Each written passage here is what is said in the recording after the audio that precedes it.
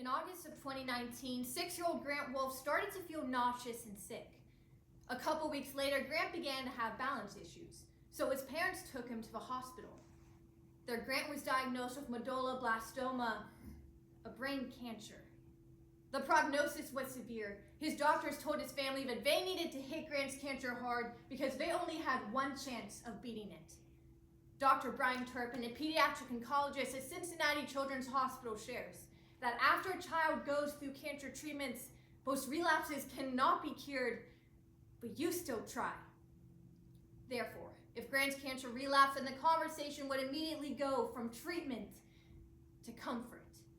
So they began aggressive treatments. The National Cancer Institute declares cancer the #1 disease that causes death in children. But the treatment options for this deadly disease are disproportionately few. Today, we will examine the problems, causes, and solutions to this disparity in childhood cancer research. Cancer is tragic no matter who gets it. But as Dr. Masim Karawati says, a child is the future, so they deserve the best we can give them.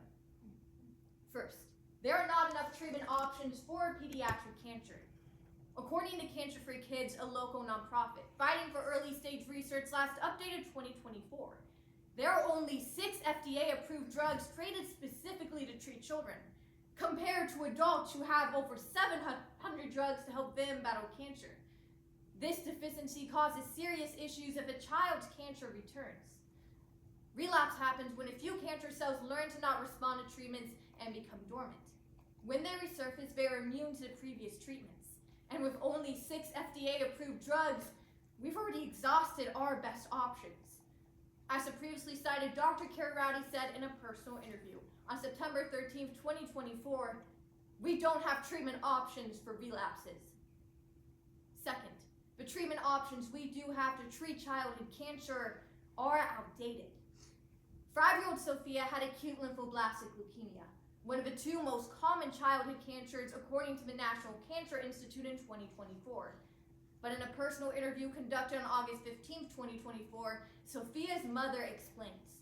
But even though her daughter had one of the most common childhood cancers, the treatments being used on her were the same treatments being used in the 1970s. And today, 50 years later, there have been no significant changes. Finally, not only are these treatment options too few and too old, but they also lead to long-term side effects. According to the Mayo Clinic on March 13, 2024, chemotherapy works by killing all of the cells in your body that are growing at a rapid rate.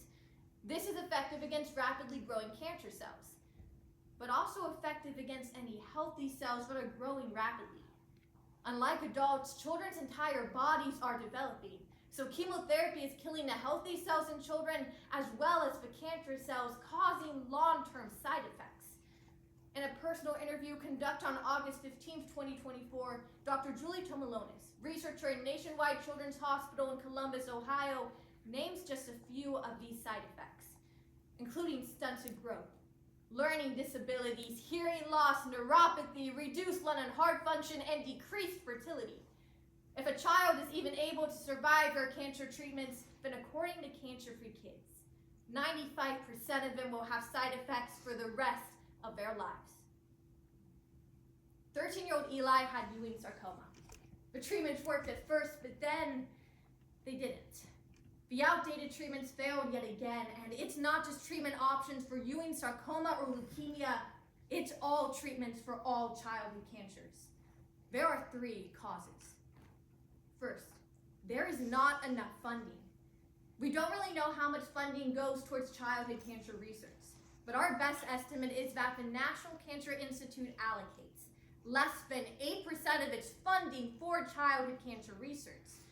With so little funding, researchers aren't able to conduct any substantial research that will lead to new treatment options. But this disproportionate allocation only scratches the surface. In a personal interview conducted on August 21, 2024, Ellen Flannery, founder of Cancer Free Kids, explains that none of the funding from the National Cancer Institute will go towards early stage research. Essentially, a researcher will not receive funding for a new treatment concept unless they can show data that the treatment will work. However, In order to show data, they need to be able to conduct research, which requires funding. This double bind traps childhood cancer in a never-ending loop, making it impossible to produce new treatments. The second cause is that investors do not see childhood cancer research as profitable. The reality is that adults are diagnosed with cancer much more often than children.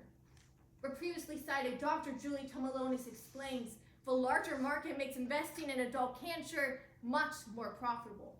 This leads pharmaceutical companies to pushing research for childhood cancer to the side and focusing on adult treatments, the treatments that make them the most money.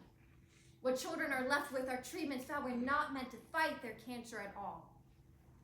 Finally, the public has a skewed perception of childhood cancer. Sarah Wolf says that until she became a mother of a child with cancer, she had no idea how underfunded it was. The sad truth is that we do not want to talk about topics that are difficult or don't have happily ever afters. Sophia's mother explains that organizations don't tell the depressing side of childhood cancer in order to not upset them. But until people understand the reality of childhood cancer and the bleak state of childhood cancer research, we will not be able to mobilize efforts to increase funding and support, making it especially difficult to produce new treatments that are effective and gentle on young bodies. After Sophia's initial treatments, her parents were hopeful.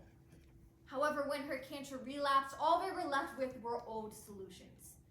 It's time we make some changes to the way we do childhood cancer research. First and most obviously, we need more funding for childhood cancer research. Less than 8% of the National Cancer Institute's budget is not nearly enough, especially when it doesn't even go to the people who need it the most. We need new treatment options that are effective, made specifically for children and don't cause long-term side effects. More organizations like Cancer Free Kids need to step up and focus on not just funding research broadly, but specifically funding early-stage research. Organizations like Cancer Free Kids benefit from volunteers like you and me. So I've created a digital handout accessed through this QR code that will give you more information on how you can get involved yourself. I'll leave some on the table out front after the round. The second solution is that we need to change the application process for research grants.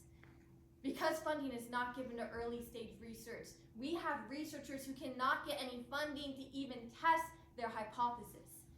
For previously cited Ellen Flannery explains, we lose brilliant researchers because they cannot get any funding for their ideas. In order to keep people in this field, funding must be given to new ideas. Finally, we need accurate public awareness. The only way that our society will see the need for more research for childhood cancer is if we tell the hard stories. Everyone sees this happy unnamed child in the St. Jude ads, but what no one sees is my brother. When my brother Jonathan was 13 years old, he was diagnosed with Ewing sarcoma stage 4 cancer. Jonathan went through 6 surgeries, 17 chemotherapy cycles, and 20 different radiation treatments. But these treatments, none of which were designed for someone like him, a child, and a number of them were from 1980, were not enough to stop his cancer from overtaking his body. If childhood cancer treatments hadn't been so whitewashed, if research had been funded, and if investors had not prioritized for profitable treatments, Jonathan might still be alive. Today, we've examined the problems, causes, and solutions to the issues surrounding childhood cancer research. In January of 2021, 3 weeks before his 8th birthday, Grant Wolf passed. His mother, Sarah, is emphatic when she shares, we need to tell the stories of these children and keep their names alive. Names like Grant, Sophia, Eli, Jonathan.